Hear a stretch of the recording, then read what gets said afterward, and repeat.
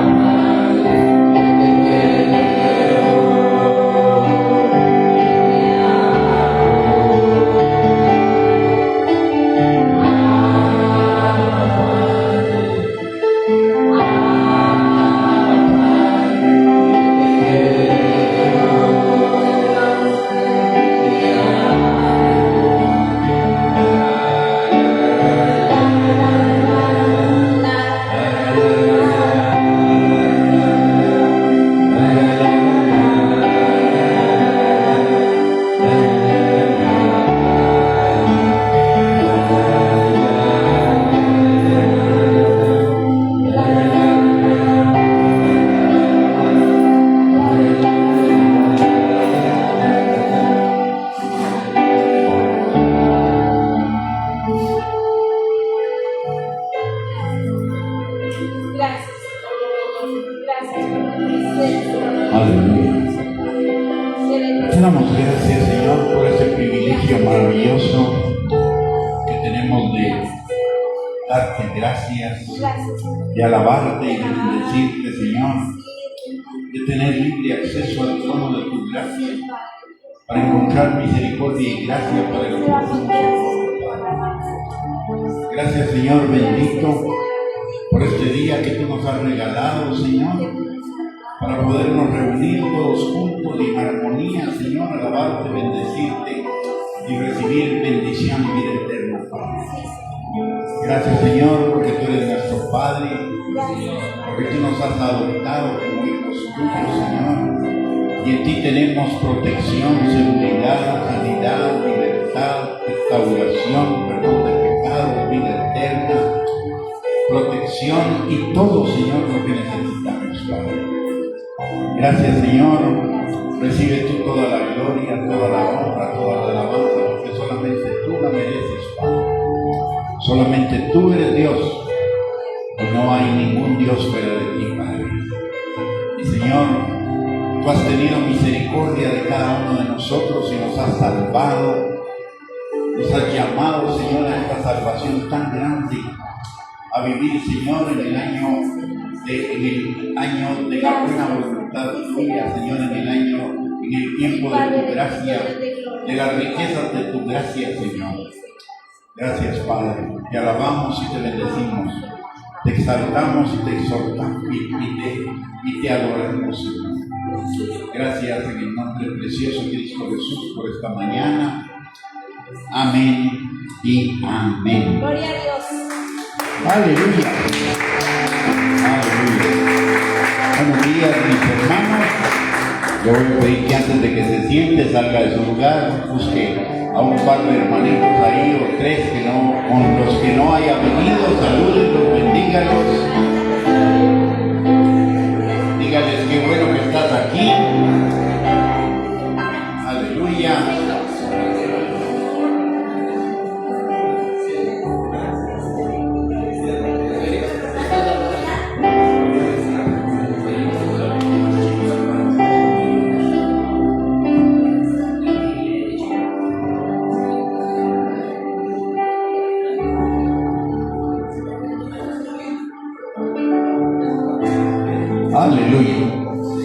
Aleluya, muy bien. Vamos a preparar nuestros diezmos y nuestras ofrendas. Si usted necesita un sobre, por favor, levante su mano. Ahí nuestros hermanos se lo van a hacer llegar.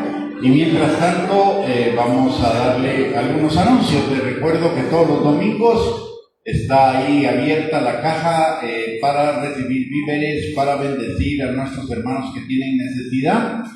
Esta semana llevamos lo que habíamos recolectado en el mes pasado al Chiclinar y esperamos que la próxima entrega sea para una aldea en Misco que se llama El Aguacate, que es camino a Ciudad Satélite. Así que le invitamos a que todos los domingos usted traiga una parte de víveres de consumo diario, no tiene que ser nada sofisticado, sino lo normal, ¿verdad? Aparte de eso, les recuerdo que los miércoles tenemos nuestro discipulado, no se lo pierda. Es para nuestra edificación, para nuestra exhortación, para nuestra consolación. Y el discipulado tiene relación con lo que vamos a ver hoy, así que los animamos. Es de las 8 a las 9 de la noche, lo más tarde, el miércoles, cada miércoles. El próximo domingo tenemos escuela de emprendedores y nuestro servicio general a las 10:30, así que también los invitamos para que vengan. Y si ya tienen preparados sus diezmos, sus ofrendas, le voy a pedir a los hermanos que pasen acá adelante y vamos a orar. Padre bendito, te damos gracias, Señor, en el nombre precioso de Cristo Jesús, por el privilegio que tú nos das en esta mañana, Señor, de sembrar en tu reino, Padre, sabiendo, Señor, que en tu reino cosecharemos al 30, al 60 y al 100 por uno. Gracias, Señor, porque de lo que tú nos has dado, de eso es lo que sembramos el día de hoy, Señor. Y te pedimos, mi Dios todopoderoso, que tú bendigas estas ofrendas en las finanzas de cada uno, Señor, que tú las multipliques cada día para que seamos enriquecidos en todas las cosas, para toda liberalidad, Señor, y también danos la sabiduría para poderlas invertir sabiamente, Señor, en la extensión de tu reino. Te lo pedimos todo, Padre, en el nombre precioso de Cristo Jesús. Amén y amén. Le voy a pedir que pase aquí adelante desde la palabra que entregamos nuestros diezmos al alfolí. Así que le voy a invitar que pase aquí adelante. Aleluya.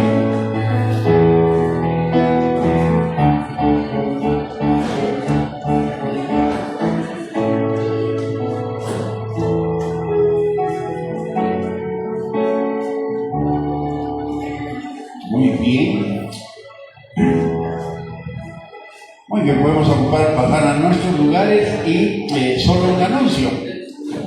La próxima semana, el domingo, es el final de la Copa Mundial de Fútbol.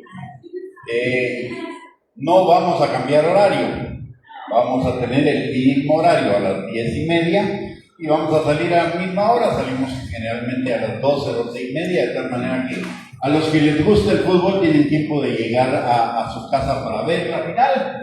Y así que los invitamos a que no se lo pierdan, ¿ok? No vamos a poner pantalla tampoco para ver el fútbol, ni vamos a cambiar la hora. Así que los esperamos a todos igualmente, ¿verdad? Nuestra prioridad es el Señor, aunque nos gusta el fútbol y a mí primero, pero nuestra prioridad es el Señor. Amén. Muy bien. Vamos a hacer nuestra confesión de fe y vamos a entrar directamente a la palabra. Le voy a pedir que repita conmigo así, pero con ganas, ¿verdad? Espero que hayan desayunado hoy bien y que vengan llenos de energía, ¿ok? Recuerden que esa confesión es para que la creamos en nuestro corazón, no solo para que la repitamos. Soy lo que Dios dice que soy. Soy lo que Dios dice que soy. Puedo lo que Dios dice que puedo. Puedo lo que Dios dice que puedo. Tengo lo que Dios dice que tengo. Tengo lo que Dios dice que tengo. Lo que Dios dice es la palabra de Dios. Lo que Dios dice es la palabra de Dios. La palabra de Dios es verdad. La palabra de Dios es verdad. Y es eterna. Y es eterna. Hoy la voy a escuchar atentamente. Hoy la voy a escuchar atentamente. La voy a atesorar y meditar. La voy a atesorar y meditar. La voy a poner por obra. La voy a poner por obra. En el nombre de Jesús. En el nombre de Jesús. Muy bien, el día de hoy vamos a compartir algo que le hemos llamado preparados. Y eso tiene que ver con la razón por la cual Dios nos estableció como iglesia. En primer lugar, tenemos que tener claro que nosotros somos una iglesia para hacer discípulos y hacer discípulos de Cristo, no hacer discípulos del pastor, ni hacer discípulos de una doctrina, ni de una denominación, sino hacer discípulos de Cristo. La palabra de Dios dice en Mateo capítulo 28, versículos 18 al 20, que es el último mandato que tenemos en los evangelios que Dios le dio a sus discípulos, y es que fueran a ser discípulos a todas las naciones, bautizándolos en el nombre del Padre y del Hijo y del Espíritu Santo, y enseñándoles a guardar todo lo que Él nos ha mandado. Entonces, una primera característica de un discípulo es que el discípulo guarde todo lo que Dios nos ha mandado. El discipulado se centra en la palabra de Dios, en conocer la palabra de Dios y en ponerla por obra. Por el otro lado, Jesús, en Juan, capítulo 3, versículos del 3 al 5, nos enseña que una cosa es ser salvo y otra cosa es ser discípulo. La palabra dice en Juan 3:3 que es necesario, dice Jesús, es necesario nacer de nuevo para ver el reino de Dios. Pero en Juan 3:5 dice, es necesario nacer del agua y del Espíritu para entrar al reino de Dios. Si ver el reino de Dios no es lo mismo que entrar en el reino de Dios. Y si para ver el reino de Dios necesito nacer de nuevo, ¿qué significa nacer del agua y del Espíritu? Significa una transformación de mi vida, de mi corazón, para vivir adentro del reino. ¿Y qué significa vivir adentro del reino? Significa vivir la plenitud del reino, lo que dice la palabra en Mateo capítulo 6, versículo 33. Busca el reino de Dios y su justicia, y todo te será dado por añadidura. Mire esta figura que le quiero hacer. Imagínese que usted va por una semana o 15 días al Salvador. ¿Qué fue a hacer al Salvador? Fue a verlo, ¿sí? Pero si usted se va definitivamente al Salvador, entonces usted entró al Salvador, se va a quedar en El Salvador y va a vivir como vive El Salvador, ¿correcto? Igual es con el reino. Yo puedo ver el reino, pero no vivir en el reino. Eso es ser salvo. Pero lo que la palabra me está diciendo es que viva en el reino. No solo que lo visite, no solo que lo vea, no solo que conozca algo del reino, sino que viva en el reino. Y entonces voy a tener una vida abundante, una vida plena, una vida bendecida, una vida de victoria. ¿Sí? La palabra de Dios dice en Jeremías 29:11: yo sé los planes que tengo para ti, planes de bien y no de mal, para darte un futuro y una esperanza. Ahora, eso no es automático, porque la palabra en tercera de Juan capítulo 1, versículo 2 dice: hijo mío, yo deseo que tú seas prosperado y tengas salud en todas las cosas, o sea, que se cumplan esos planes, así como prospera tu alma. ¿Y qué es prosperar el alma? Es la transformación de mi alma, la transformación de mi corazón, ¿sí? No es ponerme más guapo, ni maquillarme, ni vestirme a la última moda. Es que mi hombre interior sea transformado, sea renovado.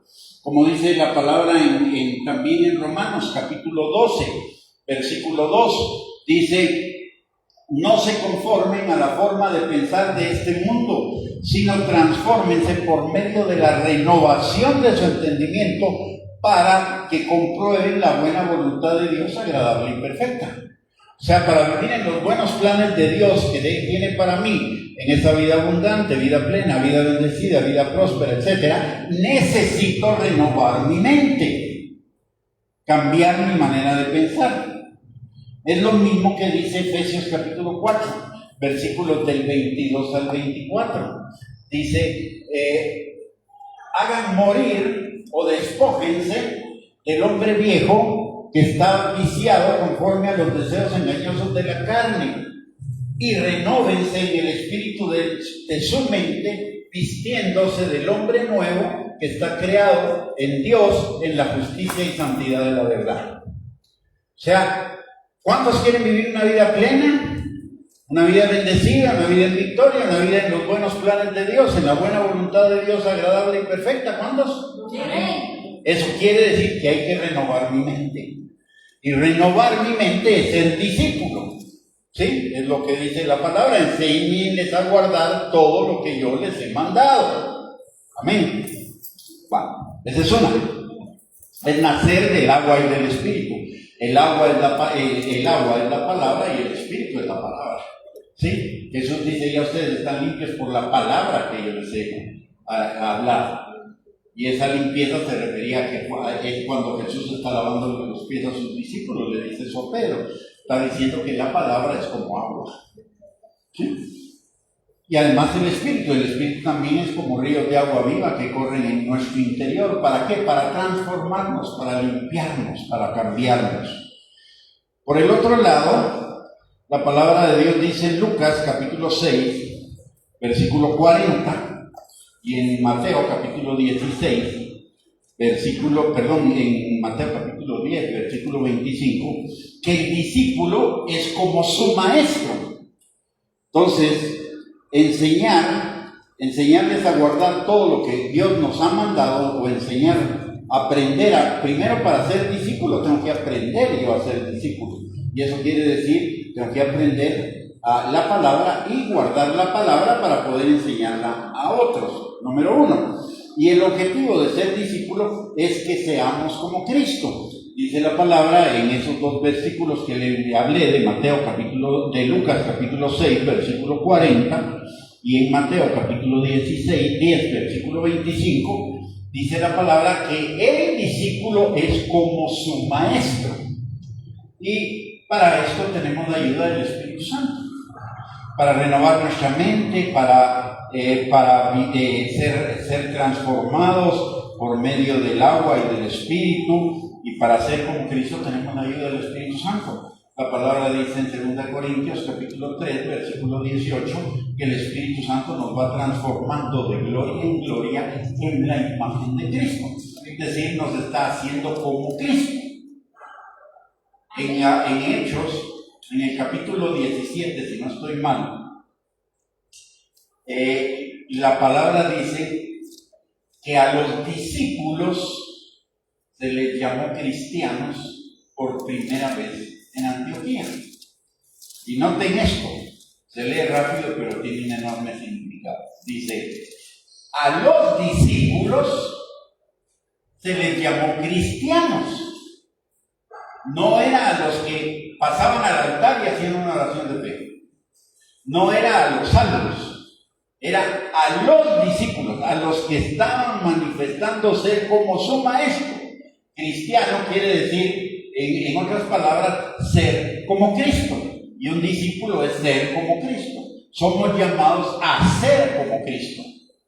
¿Sí? No somos llamados solamente a ser salvos y venir y congregarnos en la iglesia y tener algunas otras actividades de vez en cuando, sino se nos llama a ser como Cristo. La palabra de Dios nos llama a ser como Cristo. Y déjenme decirle algo más. La palabra no cambia. La palabra no cambia con el tiempo, no cambia con la cultura, no cambia con el país, no cambia con nada. Jesús mismo dice, ni una tilde ni una jota pasará de la ley hasta que todo se haya cumplido. Así que esa palabra sigue siendo para nosotros. Amén. Amén. Ahora, ¿qué es ser como su maestro? Miren, Efesios capítulo 4, versículos del 11 al 13, nos dice, nos enseña que Dios puso en la iglesia apóstoles, profetas, evangelistas, pastores y maestros para perfeccionar a los santos para la obra del ministerio, para la edificación del cuerpo de Cristo, hasta que todos lleguemos a la unidad de la fe y del conocimiento del Hijo de Dios, a un varón perfecto, a la estatura de la plenitud de Cristo. ¿Y qué quiere decir eso? ¿Cuál es la meta? El varón perfecto y la estatura de la plenitud de Cristo. ¿Sí? Eso es que Cristo se ha formado en mí, el carácter de Cristo y las obras de Cristo. Ya vimos que el Espíritu Santo nos está transformando el carácter de Cristo, y Cristo mismo nos dice en Juan, el capítulo 14, versículo 12, las obras que yo hago, ustedes también las van a hacer, porque yo voy al Padre. O sea, se trata de llegar a ser como Cristo en carácter y en obras. ¿Sí? Amén. Amén.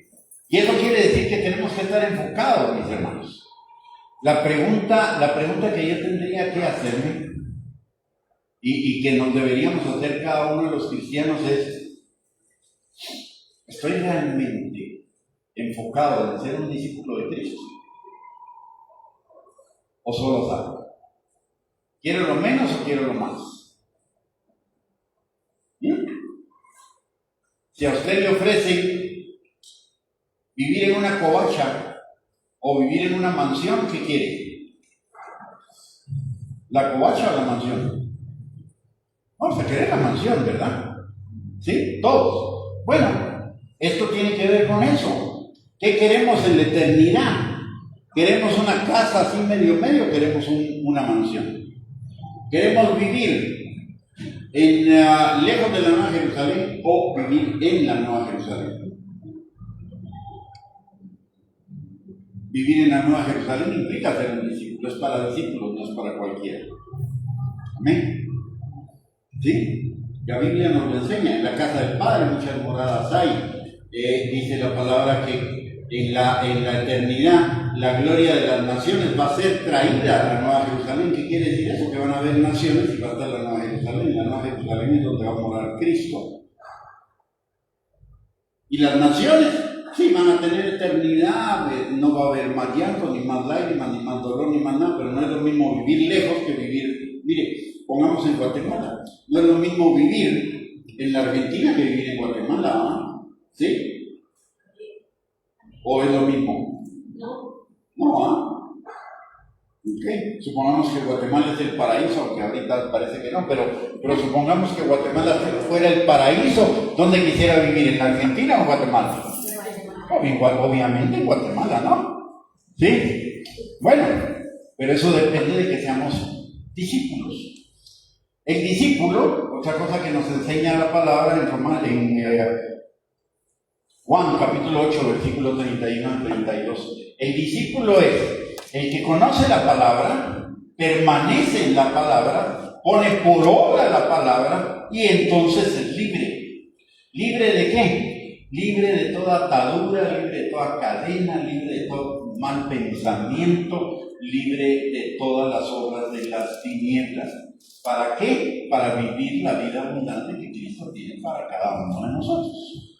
Que la obediencia a la palabra es la que hace que todas las bendiciones del Señor vengan sobre nosotros.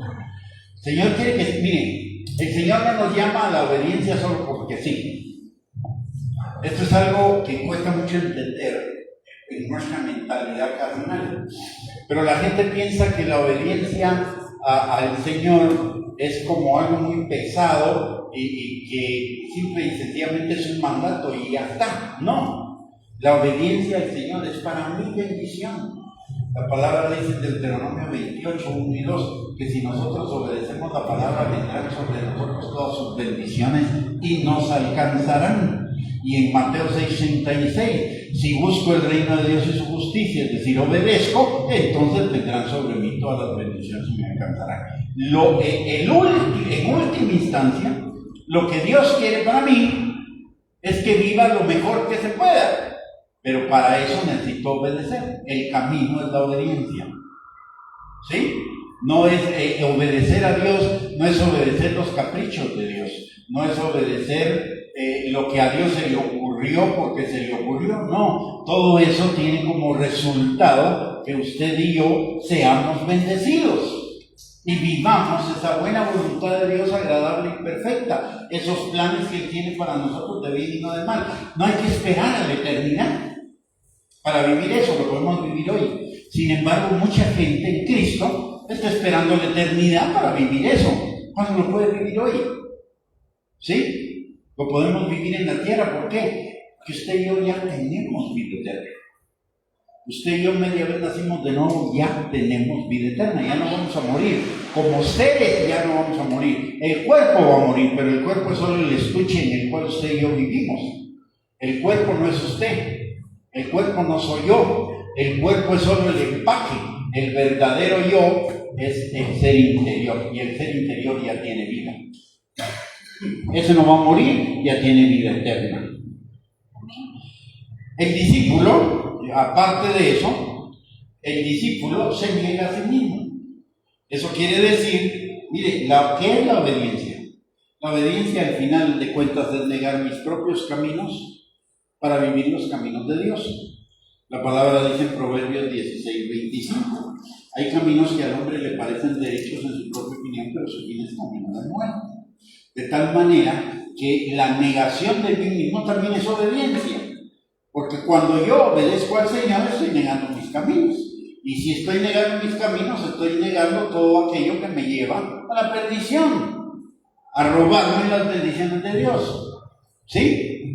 Entonces necesito negar mis propios caminos, mi propia voluntad, lo que a mí me parece derecho en mi opinión, pero que no es lo que la Biblia dice que debo vivir. La palabra dice en Mateo 16:24, el que quiera ser mi discípulo, niéguese a sí mismo. Negarse a sí mismo es negarme a obedecer mi voluntad propia y obedecer al Señor, así de sencillo. Si nos damos cuenta, todo nos lleva a lo mismo, a obedecer. Y la obediencia, el discipulado es obediencia y la obediencia es bendición. De tal manera que en última instancia, discípulo es igual a bendecido. Amén. Por el otro lado, El discípulo es guiado por la palabra de Dios y por el Espíritu Santo. Dice en Salmo 119, 105, lámpara es a mis pies, tu palabra y lumbrera a mi camino. ¿Y para qué es la lámpara y para qué es la luz? Para que no tropiece, para que no me caiga, para que no me desvíe, para que camine en el camino recto de Dios. Miren, te lo voy a poner en este ejemplo. Vamos a suponer, solo supongamos, imagínense en su mente, pero no lo podemos hacer físicamente ahorita. Pero supongamos que estas dos partes de las vías de la iglesia las juntamos en el centro. Van a quedar un camino acá y otro camino allá. Sí, uno de cada lado, uno a la derecha y otro a la izquierda. Ok. Igual en la vida. Tenemos dos caminos. El camino de Dios, que nos lleva a la vida, y el camino del mundo, que nos lleva a la muerte. El camino de la obediencia, que nos lleva a la bendición, el camino de la desobediencia, que nos lleva a la maldición. ¿Sí? ¿Cuál camino tengo que seguir para llevar una vida plena, bendecida, abundante en los planes de Dios? El camino de la obediencia. Si me voy por el otro camino, soy salvo, pero no voy a vivir la plenitud de Dios. No sé si me estoy entendiendo. Amén. Y voy a suponer algo acá. ¿Qué es lo que dice la Biblia? La palabra de Dios dice en Efesios capítulo 1, versículo 3, que Dios ya nos bendijo con toda bendición espiritual en los lugares celestiales en Cristo Jesús. ¿Qué quiere decir eso? Si lo unimos todo en la obediencia. ¿Qué quiere decir eso? Que en este camino están todas mis bendiciones. ¿Sí? Mientras que en este no. Si yo tengo una opción, y puede ser que a la mitad del camino me cambie y pase para acá, pero ya me perdí las bendiciones que estaban en este camino. Al principio de este camino solo voy a vivir las que tengo por allá, pero me perdí todo eso. No sé si lo ven. ¿Ah? Y si vuelvo a desobedecer, me vuelvo a pasar al camino donde no debo. Y camino ahí y vuelvo a regresar, solo voy a vivir algunas de las bendiciones, no todas las bendiciones que Dios tiene para mí. El camino de la obediencia, el camino de la negación a mí mismo, el camino de que el carácter de Cristo sea formado en mí, es el camino de la bendición. Es para mí bendición. Dios no es autoritario. A Dios no le interesa lo que le interesan a las autoridades humanas, ¿verdad? Las autoridades humanas quieren hacer lo que se les da la gana y quieren alinear a todo el mundo a lo que ellos quieren hacer. Pero la autoridad de Dios no es así.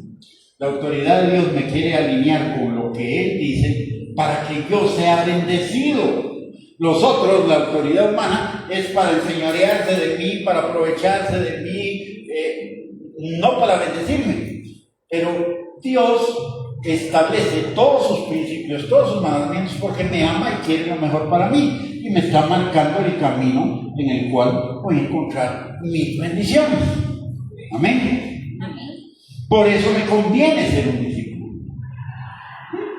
Yo puedo decir, qué aburrido, o qué aburrido tener que leer la Biblia todos los días, o meditarla, o aprender. El único que pierde es usted. ¿Por qué? Porque Dios sigue siendo Dios. Aunque usted no lea la Biblia, Dios no pierde. A veces pensamos que no venir a la iglesia, que no leer la Biblia, que no orar, que no alabar, etc. Dios pierde. No, Dios no pierde nada. Como lo he dicho un montón de veces, ¿verdad? Hay 8.000 millones de personas en el mundo, de las cuales por lo menos 6.000 millones de personas no siguen a Dios. Y Dios sigue siendo Dios, Dios sigue sentado en su trono. ¿Ya? Esas 6.000 millones de personas que no le hacen caso a Dios ni lo mueven del trono, ni cambia su naturaleza, ni nada. Dios sigue siendo Dios. Ellos son los que están perdidos. Ellos son los que están igual nosotros. Si no obedecemos al Señor, los que perdemos somos nosotros. Y no solo perdemos aquí, perdemos en la eternidad. Porque si no obedecemos, perdemos tesoros, galardones, coronas, recompensas, que son para que las disfrutemos en la eternidad. Amén. Así que nos conviene ser discípulos. Por eso, a veces a usted le puede parecer que en algún momento somos muy repetitivos y que en algún momento volvemos al mismo punto y volvemos a hablar de la obediencia, volvemos a hablar de prepararnos, volvemos a hablar de ser discípulos, de buscar la plenitud de Dios en nuestras vidas, de la obediencia, de la santificación, pero es porque igual que quiere Dios, también nosotros queremos servir para usted. Colosenses, capítulo 1, versículos 27 al 28, dice la palabra algo hermoso, como todo lo que dice la palabra, ¿no? Pero dice, Dios decidió darles a conocer este plan tan grande y maravilloso para todas las naciones, y que es el siguiente. Dios envió a Cristo para que habite en ustedes y les dé la seguridad de que van a compartir el poder y la gloria de Dios. Nosotros anunciamos a Cristo y con toda sabiduría aconsejamos y enseñamos a todos para que lleguen a ser perfectos en Cristo. Esto lo dice la Biblia en la versión de lenguaje sencillo.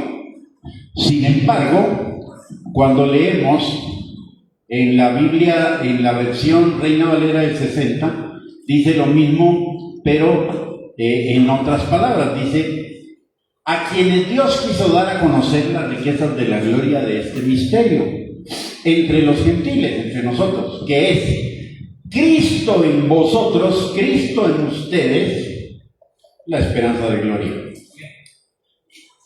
¿Qué es la gloria? La gloria es la manifestación de todas las cualidades de Dios y de todas las obras de Dios, de todas las bendiciones de Dios. Así que nos conviene vivir en todas las bendiciones de Dios, en toda la plenitud de Dios, desde su gloria. Pero dice algo más, y esto es algo que debemos considerar. Dice: ¿a quién anunciamos? A Cristo, ¿verdad? ¿A quién anunciamos? Amonestando a todo hombre y enseñando a todo hombre en toda sabiduría, a fin de presentar perfecto en Cristo Jesús a todo hombre. ¿Qué quiere decir eso? Mi función aquí no es entretenerlo. Mi función aquí no es emocionarlo. Mi función aquí no es estimularlo. Mi función aquí es presentarlo perfecto delante de Cristo. ¿Sí? ¿Ok? Hay algunas veces, alguna gente en el pasado me dijo: ay, hermano, fíjese que es que me voy a ir de la iglesia porque no me gusta lo que usted predica. No tengo problema. Si quiere entretención, ahí está la Copa del Mundo, el cine, está la tele, está un montón de cosas. Yo no tengo problema con eso. Porque mi responsabilidad es presentarlo a usted perfecto delante del Señor. ¿Sí? Para eso me llamó el Señor. Aparte de eso, la palabra de Dios dice en 2 Corintios, capítulo, no, vamos a ver, 2 Corintios, capítulo 11, versículo 2, dice: porque os celo con celo de Dios, pues os he desposado con un solo esposo para presentaros como una virgen pura a Cristo. ¿Sabe cómo me dijo el Señor esto cuando me llamó al ministerio? Me dijo: yo te estoy llamando para vestir a la novia. Es esto. Y este versículo no lo había leído en ese momento, no lo había entendido. Y ya lo había leído, pero no lo había entendido. Y Dios me lo dijo de esa manera. Y mi sorpresa fue que un día leyendo la palabra me topo con ese versículo, y es lo que Dios me llamó a hacer. Presentarlo a usted como la novia, vestirlo como la novia. ¿Y cómo se viste a la novia? Con la palabra, ¿sí? Con el carácter de Cristo en usted. En Gálatas, capítulo, vamos a poner mis anteojos. Gálatas, capítulo 4, versículo 19 también Pablo dice esto: hijitos míos, por quienes vuelvo a sufrir dolores de parto hasta que Cristo sea formado en ustedes. ¿Cuál es la función? Entonces, que Cristo sea formado en usted. Cristo en carácter, Cristo en obras. ¿Sí? Por eso, y no solo por eso, ¿verdad? Pero por esa razón el domingo no vamos a poner tele aquí para que vea el mundial, ni vamos a cambiar el horario para que usted se quede en su casita viendo el mundial. ¿Por qué? Porque no es entretenerlo, ni es que se entretenga la función nuestra, es que el carácter de Cristo sea formado en usted, que Cristo sea formado en usted. En Juan, capítulo 1, versículo 23, dice la palabra: yo soy la voz de uno que clama en el desierto, enderezad el camino del Señor, como dijo el profeta Isaías.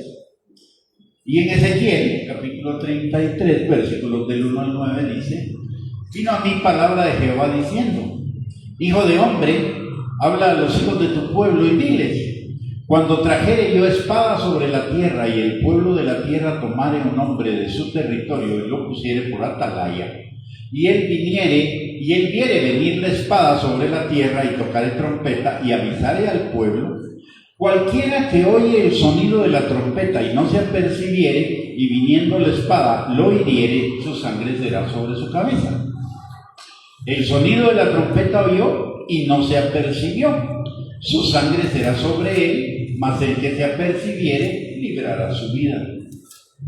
Pero si el atalaya viere venir la espada y no tocare la trompeta, y el pueblo no se apercibiere, y viniendo la espada hiriere de él alguno, este fue tomado por causa de su pecado, pero demandaré su sangre de mano del atalaya. Dios nos levantó como una atalaya, ¿para qué? Para avisarle a usted, ¿ya? Y mi función es avisarle. Por eso hablamos tanto de que ya viene el Señor, la venida del Señor, porque se trata de avisarle, dice la palabra en el primer libro de Crónicas, capítulo 12, versículo 32, que seamos entendidos en los tiempos para saber lo que hay que hacer. ¿Sí? Y además, les contemos a nuestros hermanos para que ellos también sepan y se preparen. Somos atalayas, y usted también es un atalaya. Usted es una atalaya en su familia, es una atalaya en su vecindario, es una atalaya en su lugar de trabajo. Dios lo levantó a usted en el lugar donde usted esté para que usted sea una atalaya de parte de Dios. Nosotros le decimos para que usted diga. Amén. Dios nos dice para que nosotros digamos, para que usted diga. Porque todos somos atalayas de parte de Dios. La pregunta que nos tenemos que hacer es: le estamos avisando a nuestra gente, a la gente que está a nuestro alrededor, de lo que está por venir. ¿Sí? Los estamos apercibiendo a ellos para que estén preparados. Miren, hay algo en el libro de Apocalipsis, en el capítulo 2, versículo 3. Dios le habla a 7 iglesias. Esas 7 iglesias representan varias cosas. La primera es que representaban 7 iglesias que existían en el tiempo en el que fue escrito el libro de Apocalipsis, primero. Segunda cosa, se refiere a 7 tipos de iglesia, de creyentes y de líderes que van a existir en todos los tiempos.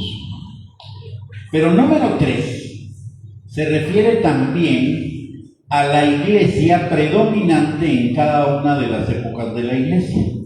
Y casualmente, las épocas de la iglesia, desde la venida de Cristo hasta el arrebatamiento de la iglesia, son 7 épocas.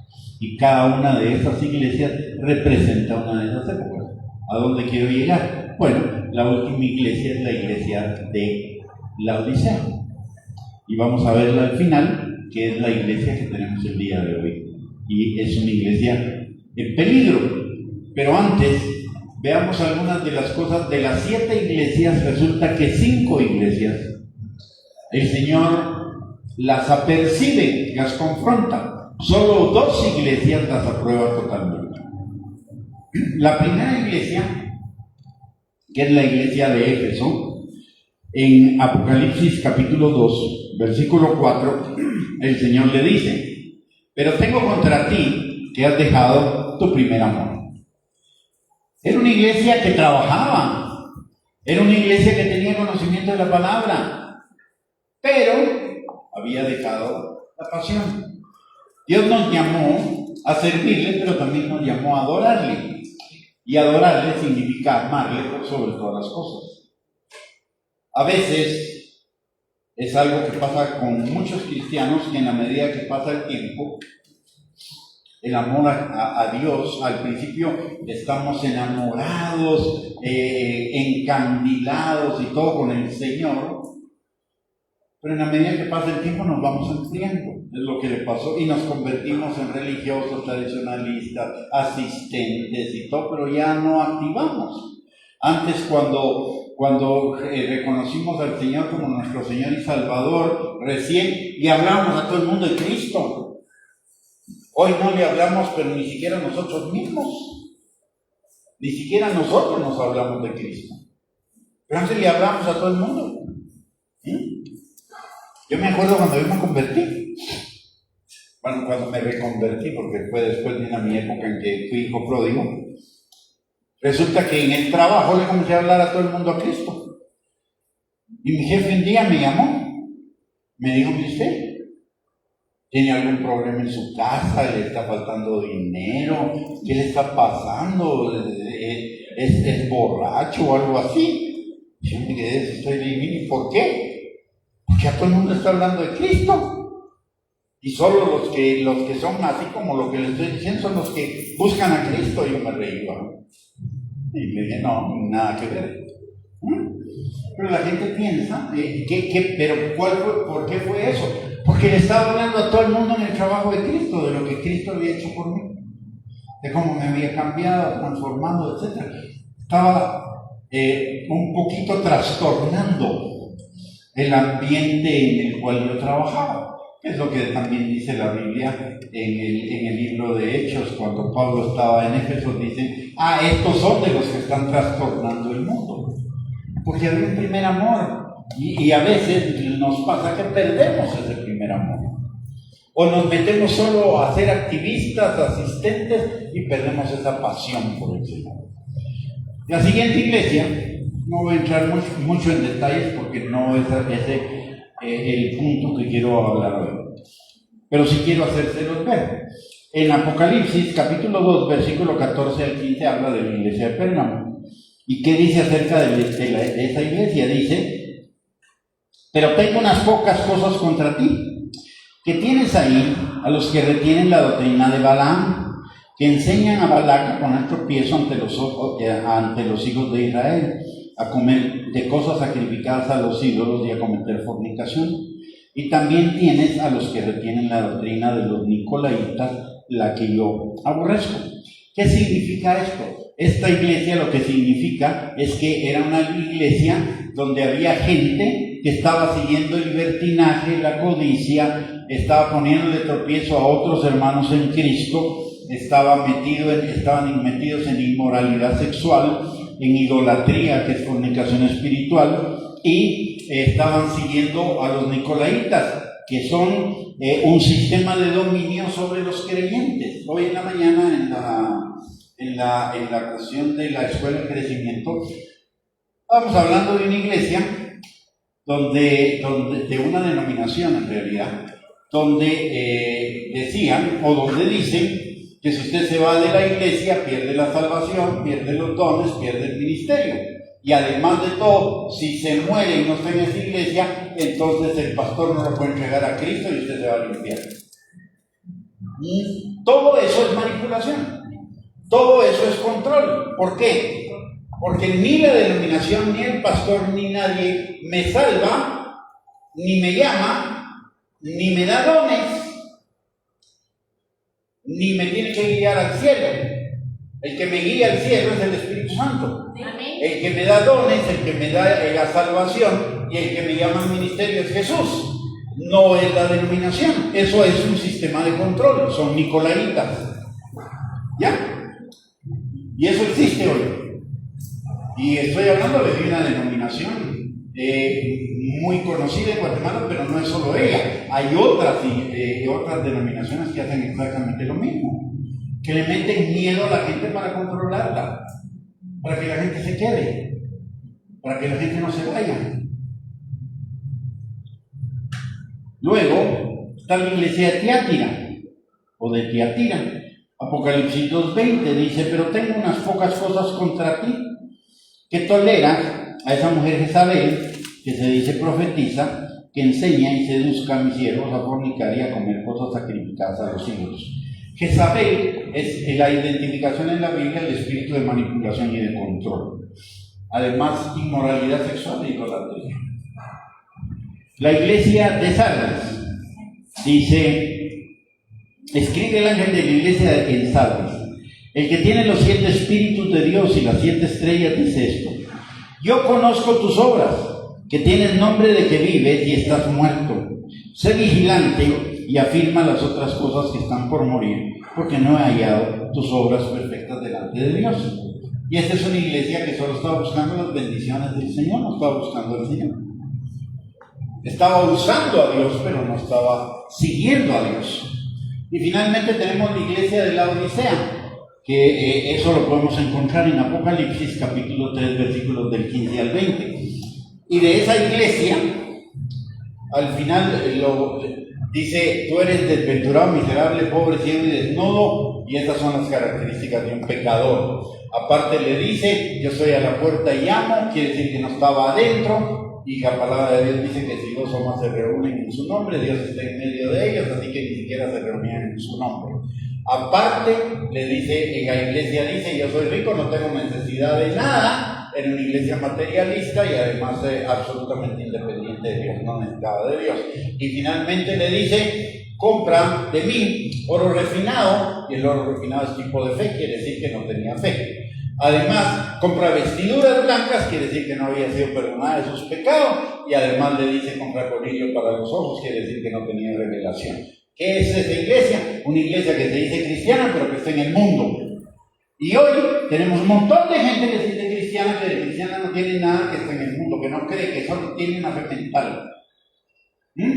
Y nosotros, la misma iglesia, lo ha promovido. Porque la iglesia le dice a la gente: pase aquí adelante, haga su oración de fe y es salvo.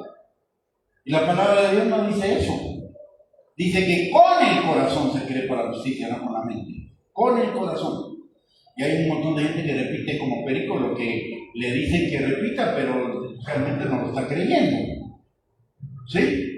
Esos no son salvos, esos tienen presunción de fe. O fe mental, pero esa no es la verdadera fe. Y resulta que de eso tenemos mucho hoy.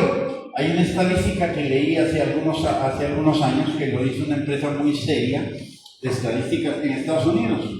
Y la situación no cambia mucho de Estados Unidos para Guatemala.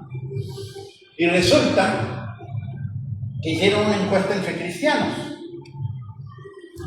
Las conclusiones que ellos decían eran: en el mundo hay 2.000 millones de personas que se dicen cristianos, pero verdaderamente cristianos, por lo que es los resultados de la encuesta, verdaderamente creyentes en el corazón, hay menos de 1.000 millones.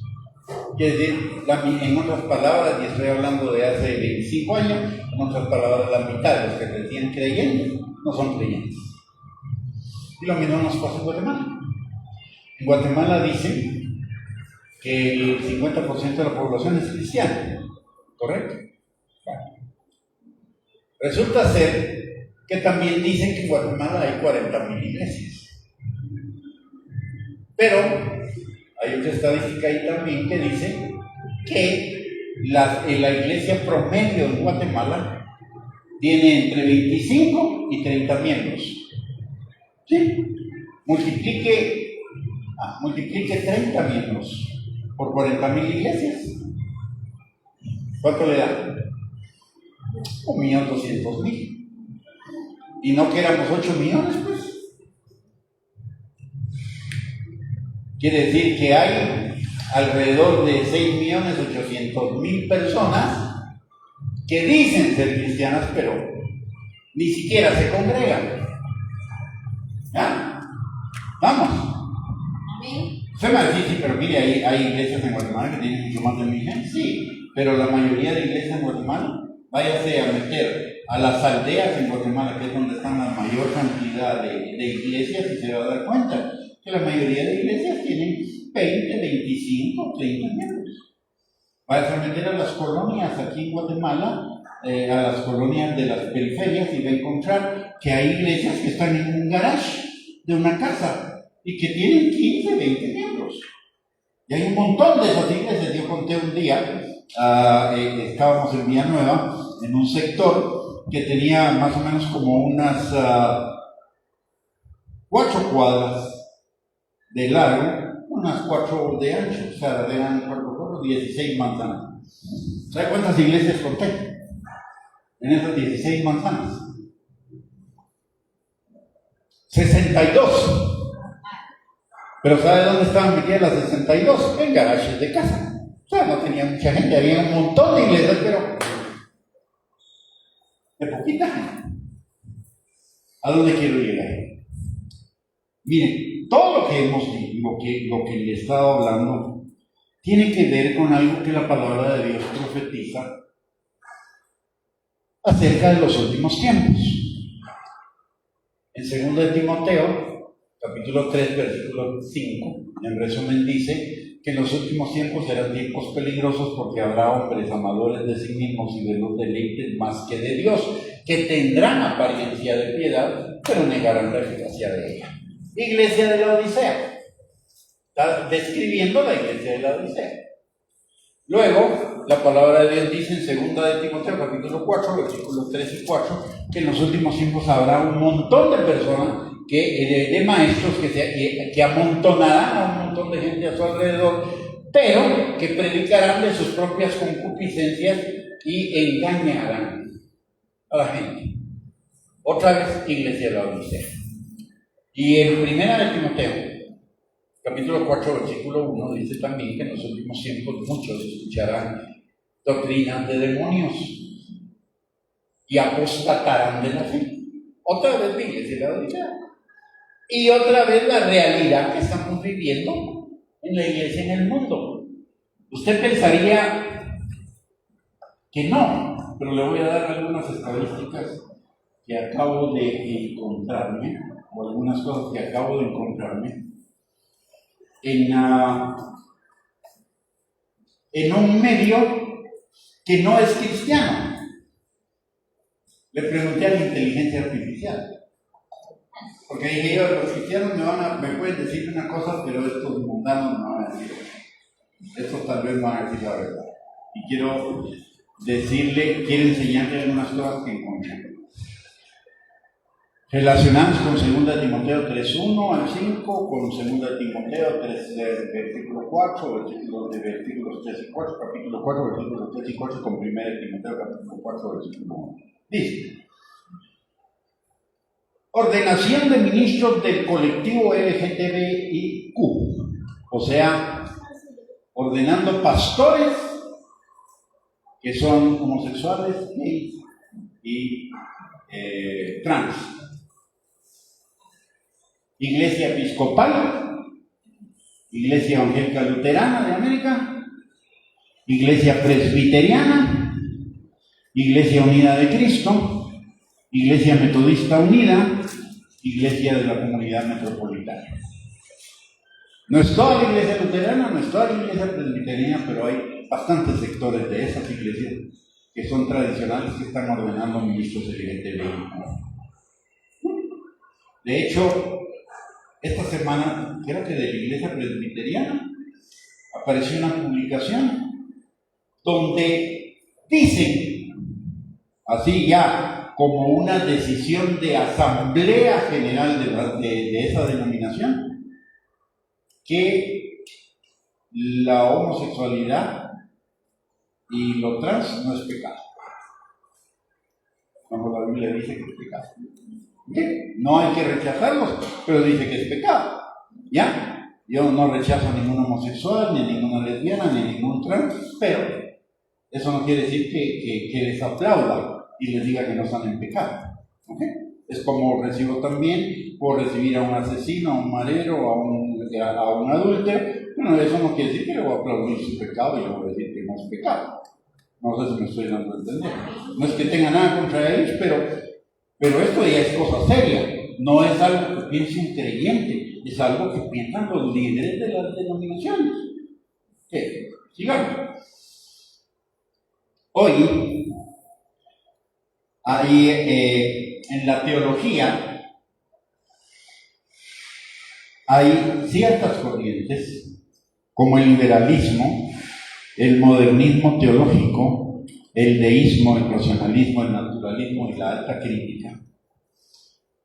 Quizá usted no estudia teología, pero en muchas denominaciones, para ser pastor o para ser ordenado ministro, tiene que estudiar teología. ¿Sí?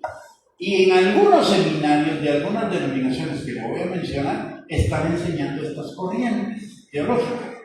¿Y qué tienen en común esas corrientes teológicas? Primero, que la autoridad humana, dicen que la autoridad humana es la autoridad principal para interpretar la Biblia y la fe. O sea, lo que yo quiero que diga, esa es la regla de interpretación. No es lo que Dios dice, es lo que yo quiero que diga. Segundo, la Biblia no es la palabra de Dios perfecta e inspirada, sino que la Biblia refleja las limitaciones, creencias y errores de sus autores, lo cual implica que Dios no es su autor. Es lo que dicen. Otra cosa que dicen, los milagros son relatos simbólicos, legendarios, mitológicos, de carácter teológico y o literario más que estrictamente históricos. ¿Qué quiere decir eso entonces? Que Jesús no sanó a la mujer del flujo de sangre, que Jesús no resucitó a la hija de Jairo, que Israel no pasó por el Mar Rojo, ni por el río Jordán, ni nada de eso. Cuarto, la resurrección de Cristo no sucedió. Es una experiencia espiritual de los discípulos, no un hecho histórico. ¿Y qué dice la palabra de Dios? Si Cristo no resucitó, van a nuestra fe. Entonces están diciendo que van a nuestra fe. Luego, sostienen que la doctrina evoluciona con la cultura y el conocimiento humano. Contradicen lo que Jesús dijo, ¿verdad? Ni una tilde ni una jota pasará de la ley hasta que todo sea cumplido. Luego, dice, al respecto del matrimonio igualitario o la unión de personas del mismo sexo, dicen que no es pecado. Y entre estas la Iglesia Episcopal, la Iglesia Evangélica Luterana en América, la Iglesia Presbiteriana, la Iglesia Unida de Cristo, la Iglesia de la Comunidad Metropolitana, algunos sectores de la Iglesia Anglicana y de la Iglesia Metodista Unida. Y déjenme decirle algo, en Guatemala tenemos iglesias episcopales, iglesias luteranas, iglesias presbiterianas, incluso una que yo nunca había oído mencionar y me puse a investigar, una que seguramente usted tampoco ha oído, la Iglesia de la Comunidad Metropolitana. Decía, ahí está, ¿qué onda? Nunca le he oído. Y resulta que me metí al internet y me encontré una comunidad de una iglesia de esta comunidad en Guatemala. Lo único es que cerrada. ¿Qué quiere decir eso? Nadie tiene acceso a menos que se lo autoricen ellos. ¿Sí? Entonces por eso no se conoce. Pero me di cuenta que tenía 600 y pico de miembros. O sea, ya está en Guatemala. Y algo más. Hay una universidad en Guatemala que da clases de teología. Y resulta ser que esa universidad, no lo voy a mencionar el nombre, pero resulta ser que esa universidad sigue la corriente teológica liberal o de la alta crítica o la que de todas las que se diga que. Y esa universidad, ¿quiénes son los que estudian en esa universidad? Los que van a ser pastores. Mis hermanos, esto ya no es un peligro que va a venir, es un peligro que ya tenemos. ¿sí? Que ya lo tenemos encima. ¿Por qué? Porque ya estamos viviendo en los últimos tiempos. Nos guste o no, lo creamos o no. Pero las señales, no solo esas, las señales en el mundo.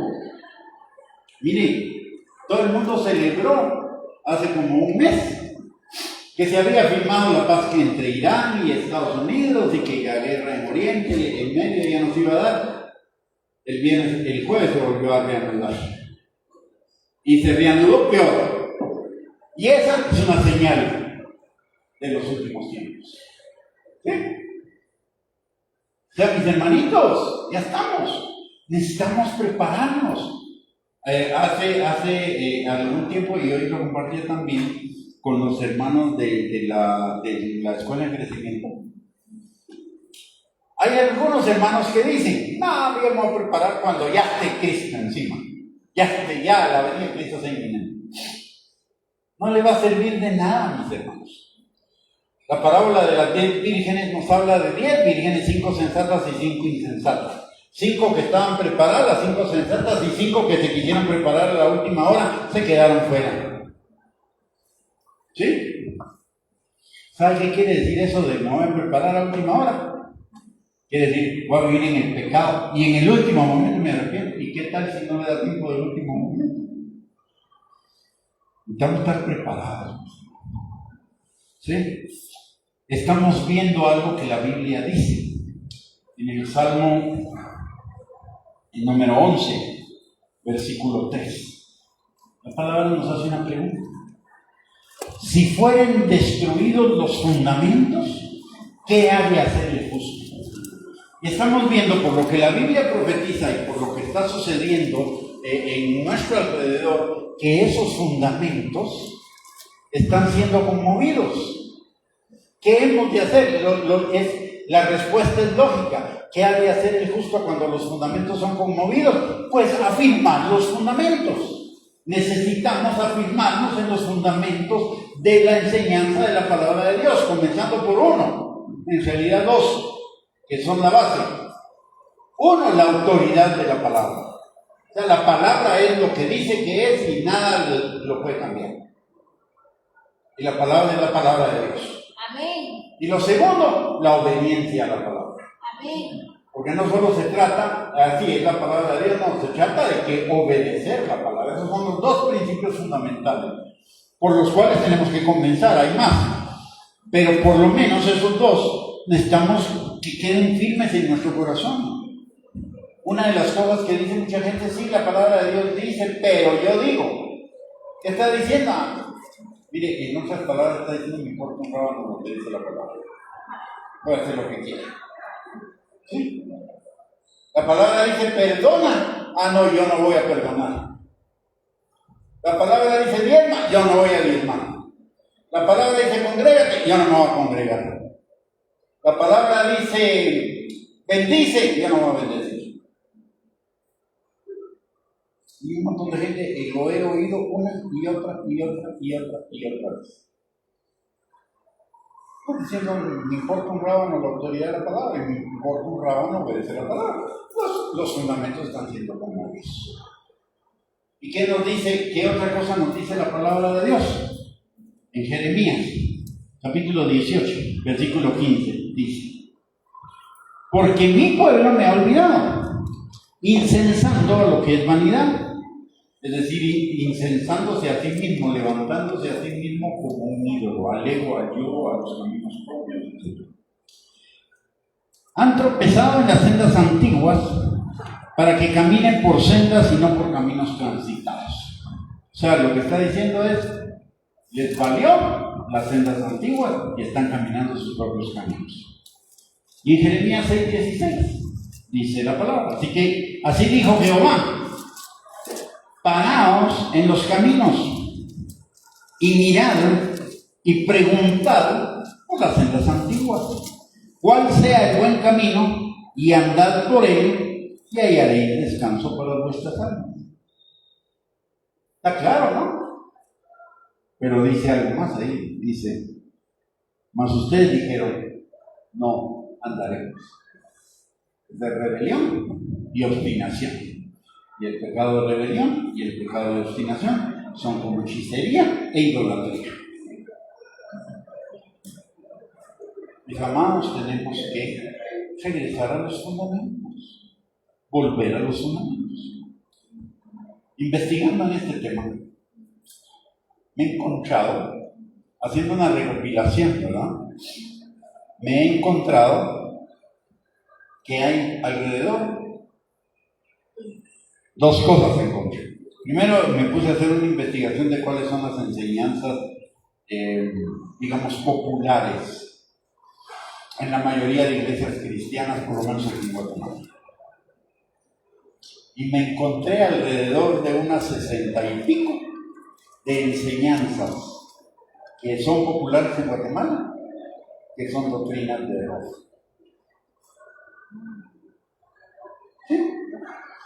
Y por el otro lado hice una recopilación de lo que son las doctrinas bíblicas, las doctrinas que nos enseña la palabra de Dios a lo largo de toda la palabra. Y me encontré que son como 60 y pico también. O sea, eso me dice que por cada doctrina bíblica el mundo se ha inventado una doctrina no bíblica. Hay una palabra que está de moda en algunas iglesias el día de hoy, que dice que la iglesia debe ser relevante. Y tienen razón, la iglesia debe ser relevante. La iglesia debe dar la respuesta a los problemas del mundo de hoy, algunos de los cuales no estaban en el tiempo de Jesús. ¿Sí? El único problema es que la palabrita no la están usando en ese sentido, sino la palabrita la están usando en el sentido de que la iglesia se haga como el mundo para ser atractiva al mundo. No le predique, en otras palabras, no le predique de santidad, no le predique de arrepentimiento, no le predique de obediencia, porque eso no le agrada al mundo.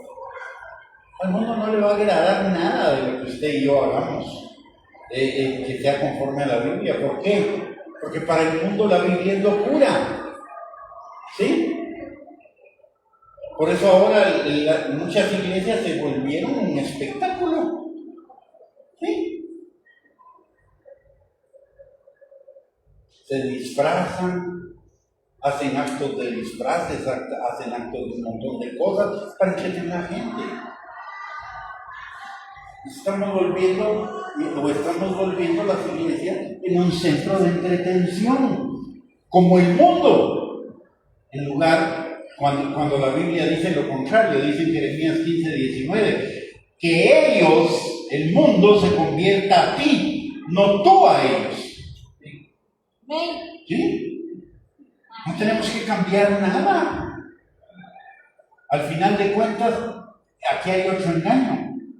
Y el engaño es, me voy a hacer como el mundo porque así atraigo multitudes. Dios nunca fue Dios de multitudes, nunca ha sido Dios de multitudes.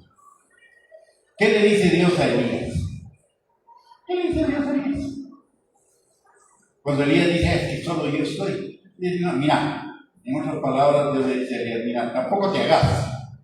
No sos el único, pero me he reservado 7,000. 7,000 en una nación de millones. ¿Qué quiere decir eso? No son muchos.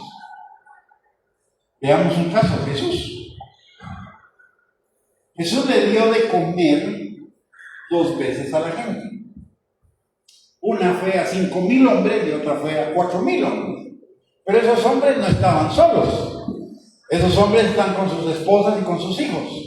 Y en aquel tiempo los hijos eran un chorro de hijos, ¿verdad? No eran 1 ni 2 hijos, pero vamos a suponer que tenían 2 hijos del pueblo.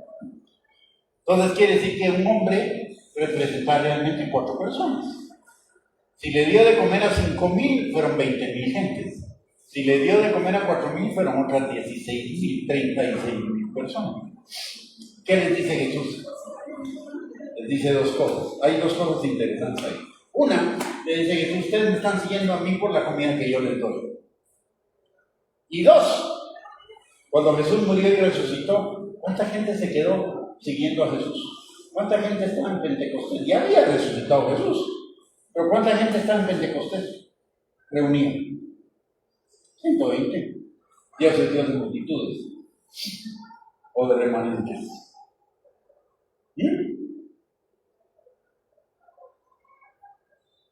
Pregunto.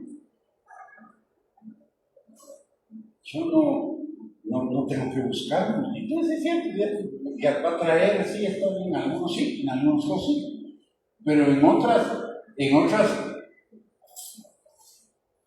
si le digo esto lo voy a identificar, así que no lo voy a identificar, no le voy a decir lo que yo pienso, pero hay alguna gente, le voy a contar esta anécdota, no voy a decir el santo, pero voy a decir el hecho. Hace muchos años, soy amigo de un pastor de una iglesia grande en Guatemala. Y un día me invitó, yo no iba a su iglesia, pero me invitó a que conociera de su iglesia y conociera de lo que hacían y todo. Y me preguntó, y me hizo una pregunta que nunca me debió haber hecho. Y era, mira, ¿qué te parece el discipulado nuestro? Yo me le quedé viendo, ¿no? Y le dije, ¿querés que te dé mi respuesta o querés que te dé lo que quieres oír? No, dame tu respuesta. Le dije, mírale, vos no tenés un discipulado aquí. Ese es un engaño. Vos lo que tenés es cursos para que la gente aprenda a servir y aprenda a enganchar a gente que está ahí afuera y la traiga a tu iglesia para que tu iglesia crezca. Pero no estás formando discípulos de Cristo. Tal vez estás formando discípulos tuyos, pero no de Cristo, porque el carácter no lo estás trabajando para nada. Y entonces me salió una, ya saliste vos con eso. Mira, la gente que viene aquí a la iglesia tiene problemas toda la semana. Yo no le voy a meter el domingo a hablarle de que no está bien. ¿Y entonces cómo quiere que solucione sus problemas? ¿Qué me estaba diciendo? La voy a entretener, la voy a motivar. Entonces, en lugar de ser un pastor, es un motivador. Y así, hay casos de casos. Hermanos, estamos en peligro. Necesitamos prepararnos. Y necesitamos prepararnos en la palabra de Dios. ¿Sí? Y necesitamos pararnos en la palabra de Dios todos los días. Porque todos los días el diablo nos va a tentar. Todos los días el diablo nos va a hacer olvidar las cosas. Necesitamos recordarlas todos los días. Por eso dice la palabra. Mediten en la palabra de día y de noche. No dice de vez en cuando. No dice una vez a la semana. De día y de noche. No dice cuando tengan necesidad. De día y de noche. ¿Sí? Mire, yo no le digo esto por molestar. Yo voy a decir algo. Yo ya pasé por todo de lo que me estoy advirtiendo. Ya pasé por todas esas experiencias. Ya pasé por la hiperfe, ya pasé por la motivación, ya pasé por la prosperidad, ya pasé por la vida espiritual, ya pasé por un montón de cosas. Y me llevó candanga. Hasta que me di cuenta de dónde está la verdad del evangelio. ¿Cuál es la realidad del evangelio? Perdí un montón de años de mi vida andando detrás de las novedades del evangelio, de las enseñanzas novedosas. Y el diablo se aprovecha de algo y tengan cuidado con eso. Los pentecostales son los que más doctrinas falsas están y doctrinas de error tienen. Y es por una cosa. ¿Qué dicen los pentecostales de la teología? No, mire, la teología es pura chará, no estudie teología, no sirve de nada. Es cierto que la teología no es perfecta, pero la teología nos habla de quién es Dios, nos enseña quién es Dios y lo que Dios hace y lo que Dios quiere de nosotros. ¿Sí? Y los pentecostales ni idea tienen de eso. Cuando yo me di cuenta de eso, me metí a estudiar teología. Y soy teólogo. Y soy pentecostal. Pero me he dado cuenta que mis hermanos pentecostales de teología no saben nada. Y por eso hay muchas equivocaciones. ¿Sí? Y que la teología hay que reformarla y hay que actualizarla. Está bien, sí, porque tienen un problema. Yo reconozco que los colegas teólogos, la mayoría son de denominaciones tradicionales que no creen en el Espíritu Santo y son muy racionalistas y no ven la revelación como una parte de la teología. Pero para eso estamos nosotros, si Dios nos dio el Espíritu Santo y nos revela, para eso estamos nosotros, para que enriquezcamos la teología, no para que la rechacemos. La teología tiene unas enseñanzas hermosas, maravillosas. Hay unas que les hace falta, pero tiene unas cosas hermosas para aprender, para enseñar, para conocer a Dios. La base de la teología es Juan 17:3. Esta es la vida eterna, que te conozcan a ti y a Jesucristo a quien tú has enviado. ¿Sabes qué quiere decir teología? La ciencia que estudia quién es Dios y lo que Dios hace. No necesitamos conocer quién es Dios. No necesitamos conocer qué hace Dios. En la medida que conocemos más a Dios, en esa misma medida nos santificamos más, en esa medida crecemos más, en esa medida vivimos más plenamente a Dios. Y vivimos más plenamente nuestra vida. Solo voy a poner un caso. Así, solo para que lo mediten. ¿Cuántas cualidades de Dios me puede decir usted? ¿Cuántas cualidades del carácter de Dios me puede decir usted? Me va a decir normalmente omnisciencia, omnipotencia, omnipresencia, santidad, verdad, justicia, misericordia, gracia, amor, juicio. 10. Tal vez con suerte llegue a unas 15. ¿Sí? Dios tiene más de 300 cualidades de su carácter. Y nosotros apenas conocemos 10 o 15. No conocemos ni siquiera la 10ª parte de quién es Dios. ¿Sí? Y la Biblia dice que lo conozcamos. Necesitamos volver a los fundamentos. ¿Sí? Me podría pasar un par de horas más hablando de esto, pero aquí lo vamos a dejar. Necesitamos volver a los fundamentos, volvernos a afirmar en nuestra fe en Cristo. No se trata de qué Cristo puede hacer por mí, se trata de quién es Cristo y de qué hace Él y qué quiere Él de mí. ¿Sí? No se trata de decir que soy cristiano ni de venir a la iglesia. Se trata de ir más allá. Por supuesto, mire, si usted de veras cree en el Señor Jesucristo, ya es salvo. No estamos hablando de ser salvos. Eso no lo puedo negar. Si usted cree verdaderamente en Cristo como Jesús, es salvo. Sí, es salvo. No, de eso no se puede negar, porque es por gracia, por medio de la fe. Pero una cosa es ser salvo y otra es vivir la vida eterna. Y vivir la vida eterna necesita de mí que yo sea un discípulo de Cristo. ¿Amén? Amén. ¿Está claro? ¿Sí? Muy bien. Póngase de pie. Aleluya.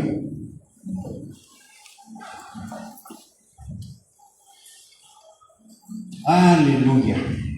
Padre bendito, te damos gracias, Señor, en el nombre de Jesús por esta mañana, que tú nos has permitido, Señor, estar en tu presencia, alabarte, bendecirte, darte gracias también y ser también instruido en tu bendita palabra.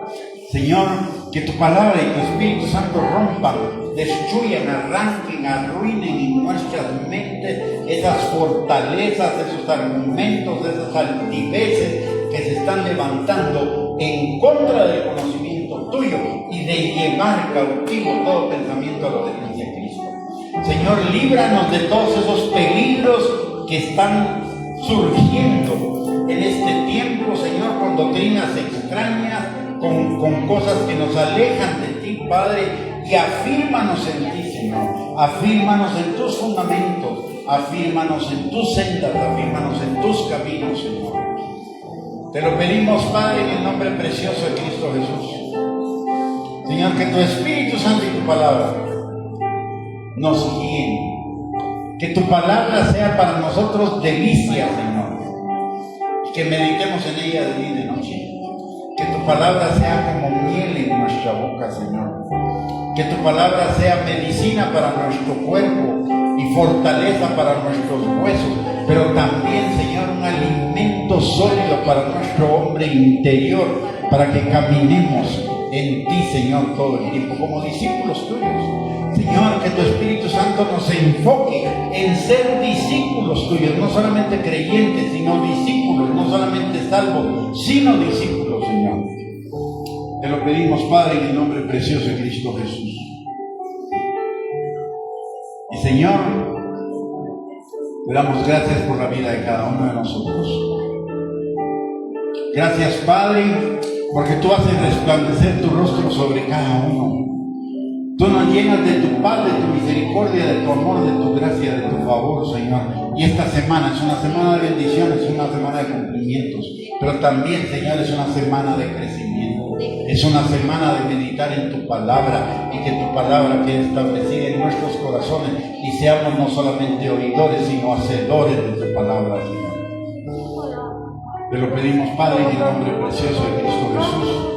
Bendice la vida de cada uno de mis hermanos, prospérales en todas las cosas y que tengan salud, así como prospera su alma, Señor.